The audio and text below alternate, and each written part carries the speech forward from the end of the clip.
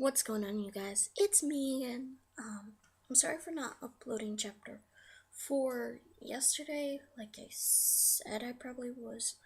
Um, but so now I'm gonna finish this story by December 16th, and I really hope you guys are enjoying this. I really actually am enjoying this.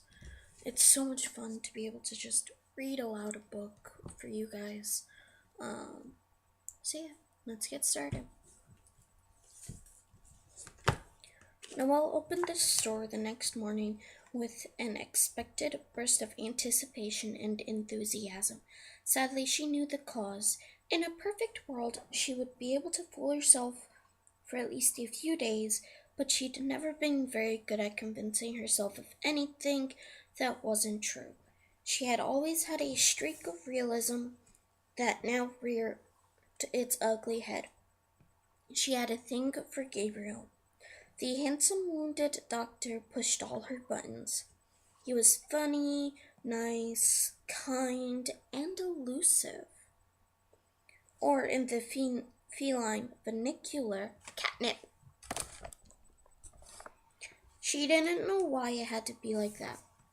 Why couldn't she be wildly attracted to some normal local guy who'd been living here for 15 generations and wanted to get married and have 5 kids? Oh yeah, Foxy's right there too. Someone you haven't seen in a while.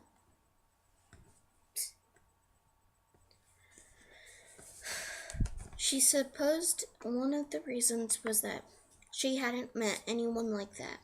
Well, if I do, I'm all over him, she murmured as she went through her pre-opening ritual.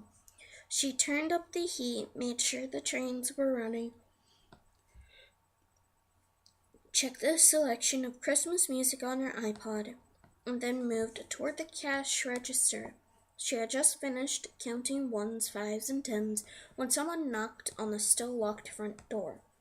Her stomach gave her a name before she even looked up. Sure enough, Gabriel stood there, right on time. Still tall and worse, smiling. Hi, she said, unfastening the lock and letting him in. You're here, as promised. That's nice. Where did you park? I like to save the spaces out front for customers. He shrugged out of his coat. There was a light dusting of snow on his hair, and he wore a navy sweater that brought out the deeper blue tones of his eyes. He could have stepped out of one of those funny woman-to-woman cards. Christmas cards. I walked. She stared at him. Down the mountain? It's like 5 miles or more. Are you insane? It's freezing cold and snowing. You can't walk that far in this weather. Oh my God, I've hired a crazy person. He dropped his coat onto the counter and put his hands on her shoulders. Breathe. I'm not going to faint. No, you're going to pop a blood vessel. Breathe. She was less interested in breathing than the feel of his large hands holding her. If only he would pull her closer and maybe cop a feel, she thought wistfully. I'm staying in town, he said. My parents rented a little apartment for the holidays. That's not much more than a studio. They decided to stay at Gideon's when they saw how much room he had, so he took the rental instead. He dropped his hands to his sides and shrugged. It's plenty big enough for me, and they get more time with Carter. She decided not to comment on the sudden lack of hands on her arms and instead focused on the conversation. It was getting too intense, she asked. He grimaced. My mother carded photo albums with her. Last night we relived our childhood, year by year. There had to be happy times. There were. When we were younger, we moved around a lot. Once my dad became a drill sergeant, we settled. Don't try that at home. It hurts. which didn't exactly say when the happy times were. Camp Pendleton? He smiled. Don't let my dad hear you say that. That's in San Diego and it's the Marines. We're Army. We were at Fort Knox, Kentucky. Somewhere she had never been. I'm sure it was lovely. That's one way to describe it, the smile faded. My dad and I were never close. He was a tough guy and I wasn't a tough kid. I'm sorry, don't be. I got through it then and I'll get through it now. It's only for a few weeks, right? She nodded, thinking how much she wanted to tell him to be grateful he had family at all. She'd never known her dad. He'd run off before she'd been born. Excuse me. But that had been okay because she'd been raised by her grandmother and her mother. The two women had been warm and loving, and she'd had a blessed and happy childhood. Even after she'd moved to Los Angeles for law school, they'd stayed close. Excuse me. The two women had driven out to spend every summer with her.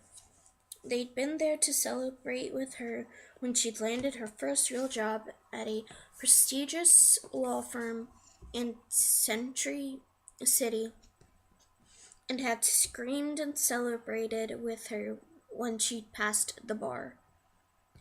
Only they'd been killed during a 25-car pileup on I-10 while driving back to Florida. Noelle missed them every day of her life and would give anything to have them back. But she also learned that telling people that only made them feel guilty. That Gabriel would have to figure it out for himself. The need to appreciate what he had while he had it. Yeah, I'm going to be doing that a lot because I'm tired. Yeah. To get more brightness on my other face.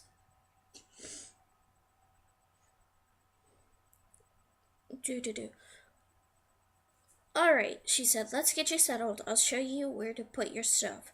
I need you to fill out a W-4 for my accountant, and I'll give you a tour of the store. 15 minutes later, it was official. Gabriel Boylan was an employee of the Christmas Attic. She walked him through the basic layout. I keep baskets up front, she said, showing him the stack of lightweight oval baskets. Most of what we carry is small. Encourage the baskets. Otherwise, when a customer gets her hands full, she tends to head for the register. Makes sense. You can see we have sections, ornaments and home decorating over there, the nativities on that wall, including gourds. You think I'm kidding? You need to go check it out. I will. The bears are over there with all the kids' stuff close by. We have some books, but mostly send people looking for Christmas books over to Morgan's. Don't you want to have Christmas books here? Yes. No, not with a perfectly good bookstore less than a block away. I'm not stepping on any toes. Yeah, you get to see more of Foxy. What if every other store started carrying ornaments and teddy bears? Or this, Gabriel said, picking up a Santa pin from a display. She leaned close and moved the hidden switch on the back. Santa's nose lit up. Gabriel stared at the bright nose and slowly shook his head. I don't know what to say. Something along the lines of, why, Mrs. Smith, your mother, aunt, granddaughter will love that pin, I'm sure. He nodded and turned off the switch, then returned the pin to the display. Point taken. She was pleased with his response and even more excited to see there wasn't any blood on the bandage. Then there's the bear section. He followed her around the store and came to a stop. I saw this before, but it seemed bigger. Put out a few more. Bears sell. 3 large sets of shelves rose to the faux rafters Each shelf was crowded with different stuffed animals, mostly bears. Brown bears, white bears, bears that were fuzzy and plaid, some playing music, and some you just wanted to squeeze. I have a layout in the stockroom, she said, leading the way. That will help you when you have to put things out. And now I'll teach you the mysteries of the cash register. Gabriel learned the system quickly. Noel had chosen a credit card service that didn't give as many reports, but was a whole lot easier to deal with on a daily basis. Right at 10, she unlocked the front doors and let in a couple of waiting customers. The next few hours passed quickly. There was a steady stream of business. Just before noon, a pretty woman came into the store. She had short brown hair and looked to be in her late 50s.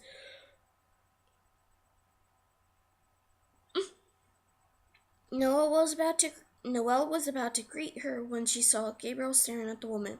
Something in his expression told her this wasn't just any customer. Noel walked over. Hi, welcome to the Christmas attic. Attic, yeah. Gabriel glanced between them. Noel, this is my mother, Karen Boylan. Mom, this is Noel Perkins. She owns the store. It's lovely, Karen said, unbuttoning her coat. Underneath, she wore a bright purple sweatshirt with a show logo and the words Blackberry Island printed. Blackberry Island. In smaller print, the sweater proclaimed, Stay for the wine. Great color, Noel said. Where's Blackberry Island? Washington State, just north and west of Seattle. Norm and I went there a couple of years ago. We did the whole West Coast heading north through the summer. Then we drove home. It was a very nice trip. Sounds like it. Karen turned to her son. Your dad and I sent a few postcards. Gabriel nodded. Right, they were great. He looked at Noel. I should run those errands now. Before it gets too busy, I'll be back. He was gone before she could ask, what on earth was he talking about? Seconds later, he was in his jacket and heading out the front door. She opened her mouth, then closed it when she saw Karen's face had settled into deep lines of sadness. That is my fault, his mother said. He's running away from me. I don't want you to think badly of him. I won't, Noel said, then glanced around the store. It was quiet, at least for the moment. Why don't I fix us both some tea? She led Karen into the back room and filled 2 mugs with water. After putting them in the microwave, she turned to Gabriel's mother and offered a slight smile. How are you settling in for your stay? Karen blinked several times and drew a breath. Fine, it's beautiful here. What a sweet little town. Norm and I have traveled a lot, and we've never been anywhere like this. I'm excited about all the festivals. Me too, Noel told her. I moved here in the spring, so this will be my first Christmas. I hear it's crazy busy. There's a parade. A parade on Thanksgiving and the Day of Giving. I plan to throw myself in the center of all of it. That's a good attitude. Thanks, Noel noticed the other woman's earrings. Are those garnets? Yes. Karen touched the earrings. They're part of a set that'd been handed down in Norm's family. There were only boys in his generation, so I was fortunate enough to inherit them. There are several other pieces, a necklace, bracelet, and ring. I love them. She twisted her hands together. Have you known my son long? Not at all. I met him shortly after he arrived. She thought of the umbrella incident and grinned. He's a good guy, though. I think so. His father... Growing up, the boys weren't as close to Norm as I would have liked. There were a lot of rules. I suppose I should have stepped in more, been a buffer. Norm tended to run the house the way he ran his recruits. The conversation was that awkward combination of vague and intimate. Noelle thought, grateful when the microwave beeped and she could busy herself making tea. He's mellowed, Karen continued, but I'm afraid it might be too little too late. I was hoping this trip would help us reconnect as a family. Gabriel said he wasn't coming, but then he hurt his hand and changed his mind. I took that as a sign. She paused. Sorry, I'm going on and on. It's fine, Noelle told her, handing over a mug of tea. Have you talked to Felicia? She's great and may know more about where your sons are coming from. Karen's expression relaxed. I know. She's wonderful, so intelligent, but still very warm. Being with Gideon can't be easy. Not after all he's been through. And then dealing with Carter, not many women would be so accepting of having a 13-year-old boy suddenly show up, but she's embracing it. What do you think of Carter? Noelle asked. I can't get enough of him. I wish I'd had the chance to meet his mother.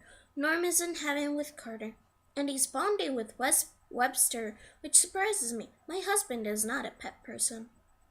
Karen sipped her tea. So my son is working here? I know, strange, right? It's just while he's in town. I think he wants to be distracted and avoid us, Karen said before holding up her hand. You don't have to disagree with me. We both know he moved into town to have a little less family time. I accept my part in what's happened. Now I have to change it. Noelle found herself liking Gabriel's mother. She'd obviously made some difficult choices and was now accepting the consequences. You know, Karen said slowly, Gabriel isn't seeing anyone, at least as far as I know. He's never married. She paused. Oh dear, I'm turning into a meddling mother. That can't be good. Noelle laughed. Don't worry, I won't tell. And while I appreciate the sales job, I'm not sure Gabriel is my type. You worry he has commitment issues? He reached that age where I'm starting to wonder why he's not married. Noelle hadn't thought of that. I'm more worried that he's leaving. I want something more traditional. A husband who plans to stick around. Karen nodded. I understand. Speaking as a woman who's been married for 35 years, when it works, there's nothing better. And when it doesn't, Karen chuckled. It helps to have girlfriends who are willing to listen. Are you free for Thanksgiving? The change of topic startled Noelle. What? Yes. Each of her friends had invited her over, but she declined. They were all newly in love and forming family traditions. She wasn't comfortable being a part of that. Please join us for Thanksgiving dinner, Karen told her. Felicia is cooking and I'm going to help. It's just the 6 of us, very casual. You seem to understand Gabriel, and I think he would like to have a friend around.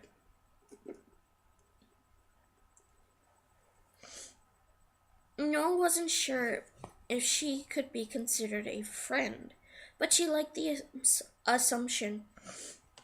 With Felicia's future in-laws and Gabriel in the house, not to mention Carter, Felicia, and Gideon weren't expecting a romantic evening, in truth, Noelle wouldn't mind being with other people and hanging out with Gabriel. And hanging out with Gabriel would be interesting, too. Thank you, she said. That would be nice. She made a mental note to call Felicia and let her know about the invitation. Gabriel returned about 3 minutes after his mother left. Noelle put her hands on her hips. You were lurking. Maybe, he said, sounding unrepentant. She's your mother and she loves you. Talk to her. We talk. All evidence to the contrary. He ignored that and put his coat away. When he returned to the main part of the store, she wanted to say more, but several customers chose that moment to step in from the cold. Little afternoon, Anna Raquel Hopkins breezed in with a basket of sandwiches. Anna Raquel, a young and talented chef, had run a food trailer all summer. She'd fed locals and tourists alike out by the park. The changing weather and an unfortunate accident, a car backed into her trailer, had ended her seasonal business prematurely. Now she worked at the cafe with her fiancé and did a sandwich delivery to the local businesses in town. So you're new, the petite blonde said as she walked over to Gabriel. Noelle held in her humor as she watched him deal with the larger-than-life personality that was Anna Raquel. Yes, he said slowly. But you look familiar. She snapped her fingers. Oh, right. You're that old guy's brother. The one on the radio. Gideon. We're twins. Gabriel said dryly. I'm one too. Anna Raquel apparently missed the point of his tone as she studied his face. Not identical, right? Because you don't look alike. Faye Renee and I are identical. Less than when we were little. Because you're so big now. She grinned. You're upset because I said you were old. I'm sure your wife thinks you're totally hot. I'm not married. Huh? Not ever? Gabriel drew a deep breath. No. Wow, you're brave. Because, seriously, you're reaching the age when people start to ask questions if you've never been married. Like, is there something wrong with you? She paused expectantly. Noah stayed by the counter where she could keep an eye on customers while watching the show. There's nothing wrong with me, Gabriel said, his teeth clenched. Anna Raquel tilted her head. Her long ponytail slipped across one shoulder. If you say so, she murmured, her voice making it clear she wasn't convinced. She turned back to Noel and handed over 2 bagged lunches. Be careful with that one, she said in a loud whisper. I think you might not be right in the head. Noel nodded solemnly. Thanks for the warning. Anna Raquel left. Noel did her best not to burst into laughter as she passed over one of the bags. I forgot to mention I provide lunch. Or she does. Gabriel stared at the bag. She cooks. Yes, and incredibly well. She and her fiancé wrote a cookbook, a fool's gold cookbook. You can buy it anywhere in town. She pointed to the small display in front of the cash register. He walked over and picked up the book. This is her. She waved the sack lunch. Trust me, you'll love it. Their sandwiches are always so interesting. And there's yummy salad. Not just any salad. Yummy salad. I accept that you have to mock me to regain your sense of power because she called you old. She called my brother old, he clarified. You're the same age. Not the point. He took one of the lunches. You're sure she's able to do this without adult supervision? Very funny. You're going to love it. She paused. By the way, your mother also worries that you're too old to never have been married. He groaned. Please be kidding. Sorry, no. By the way, she also asked me to join your family for Thanksgiving. He stared at her intently. Please tell me you said yes. I said yes. You'll come early? You're that worried about spending a day with the family. Holidays are brutal. She smiled. Fine, I'll come early. Go eat your lunch. Then you need to stock shelves. He picked up one of the bags. We're having a run on gourd nativities. You'd be surprised. He started to leave, then turned back to her. His bandaged hand came up and lightly grazed her cheek. She felt the heat of his touch all the way down to her toes. The contact was as unexpected as her visceral reaction. Thank you, he murmured. You're welcome. She thought about mentioning he could thank her in other ways, like kissing or walking around shirtless. But he just headed for the back room, apparently unaffected by their brief contact. Just what every woman needed for the holidays, she thought dreamily. A man crush. Thanksgiving morning, Gabriel sat on his brother's front steps, sipping coffee and ignoring the cold. His mother had insisted he show up for breakfast. The request had been unexpected, and he hadn't had time to figure out a lie, so he'd been stuck arriving at 8. It hadn't snowed for a couple of days, so the roads were clear. A good thing considering Noelle was driving up by herself. As he watched the driveway, waiting to see her arrive, he realized they hadn't discussed a time. Early could mean a lot of things, especially considering dinner wasn't until 5 that afternoon. He continued to hold on to his mug of rapidly cooling coffee. Pleased he could almost stand the pressure of the cup against his wound. He was healing. The searing pain was just a dull ache. The stitches pulled when he moved. Good signs. His work at the store hadn't set him back at all. Not that he cared if it did. He liked what he did at the Christmas attic.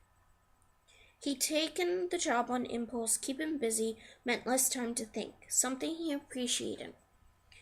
In his regular job, there was too much thinking, too much worrying. Once a crisis hit, there was only reacting, then later second guessing.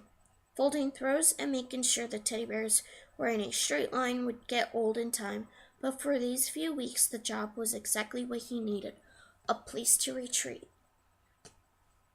When he had his flashbacks, the sound of an explosion somewhere out of sight, he was able to stay calm.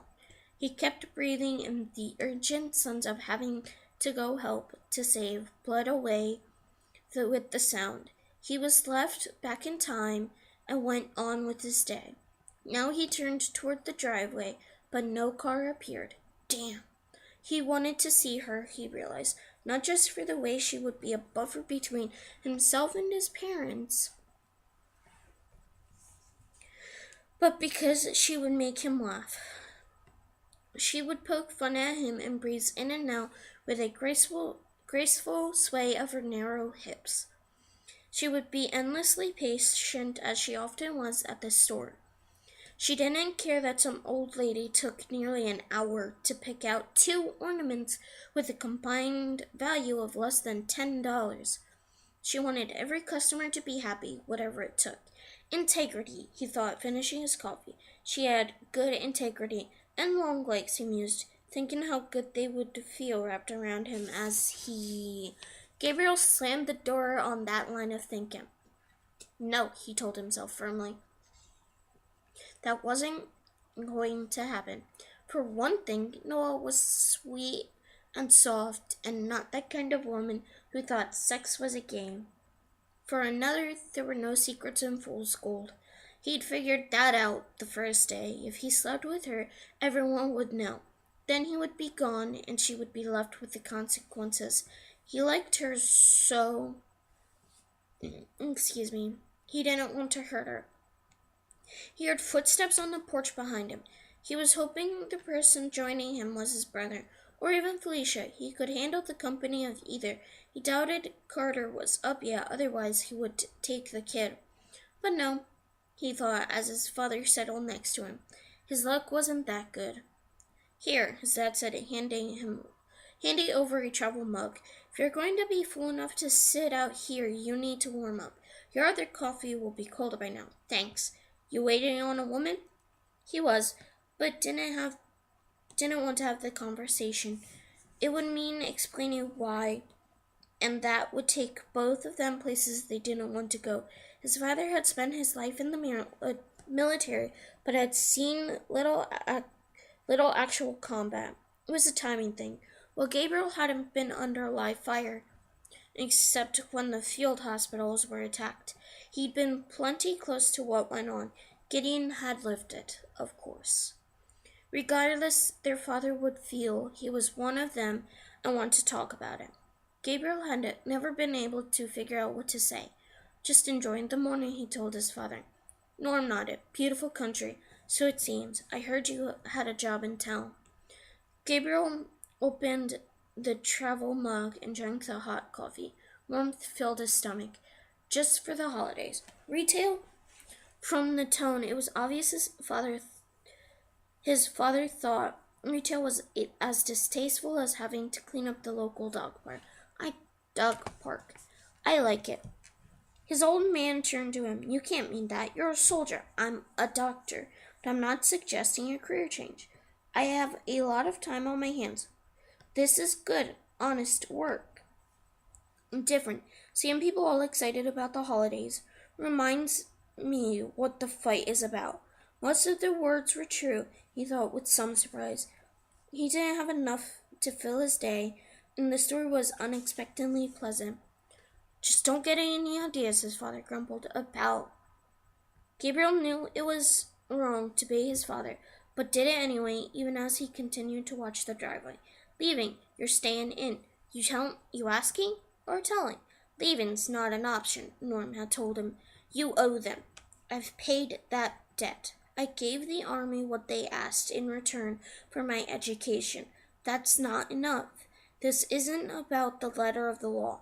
It's about the spirit. You have to do the right thing, boy. That's how you were raised. Gabriel drew in a breath, then faced his father. You're saying I can't leave? Yes, stay and get your 20.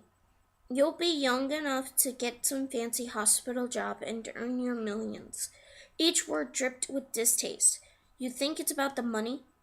What else? It's like those jockeys who take their training to some airline. Disgusting. They should stay in until they're released. Leaving isn't right. You think service isn't a choice. It's indentured servitude with pay and medical. Once you sign up, you're in for life. That's how it should be, his father told him. If you're thinking of leaving before you're 20, you're dishonoring this family. I should have known you'd be like this. You never understood the importance of what was right, never understood the history you'd been born into. When I was your age, whichever of the stories he'd been about to launch into was cut short when Noelle drove around the corner. She managed to stay in the middle of the driveway right until the end. Gabriel saw the triumph in her blue eyes. Then she hit the brakes a bit too hard and went sliding. He heard her shriek and guessed she was spinning the wheel too hard. Sure enough, there was a sweep to the right, then to the left, all in slow motion. Her car came to a gentle rest against a snowbank by the porch. He stood and started toward her. Norm stayed on the porch, muttering something about female drivers. Noelle opened the car door and stepped out. That is so unfair, she yelled. I was careful. I went slow, and it was perfect right up until the end. You hit the brakes too hard. She glared at him. You think? She turned and kicked her tire. I'm not good at snow driving. Why is that? Instead of answering, he put his travel mug on the roof of her car, then pulled her close. She had on a thick coat and a red knit cap. Her long blonde hair spilled over her shoulders. She looked like a model for a ski ad, ignoring her inability to travel in bad weather. He wrapped his arms around her and was pleased when she returned the action, holding on to him. If you're going to mock me, don't, she told him, staring into his eyes. I'm not. Behind them, the front door closed. The older Bolin had gone inside. They were alone. Are you going to kiss me? She asked. There were a dozen reasons not to kiss her, and only a couple as to why he should, but the latter were more compelling. Or maybe it was just because a woman like Noelle wasn't easy to resist. Either way, he lowered his head just enough to brush his mouth against hers. Okay, that does it for chapter 4. I love this book. Excuse me while I stretch. So, I hope you guys enjoy this. I'm enjoying it too, because, yay, they finally kissed. But yeah, there will be more going on later in the book. I'm not going to spoil it though, sadly. So, without further ado, please give this video a thumbs up and subscribe, because I'm going to be making Christmas videos every single day in December until December 25th, or possibly later than that. I'd have to look for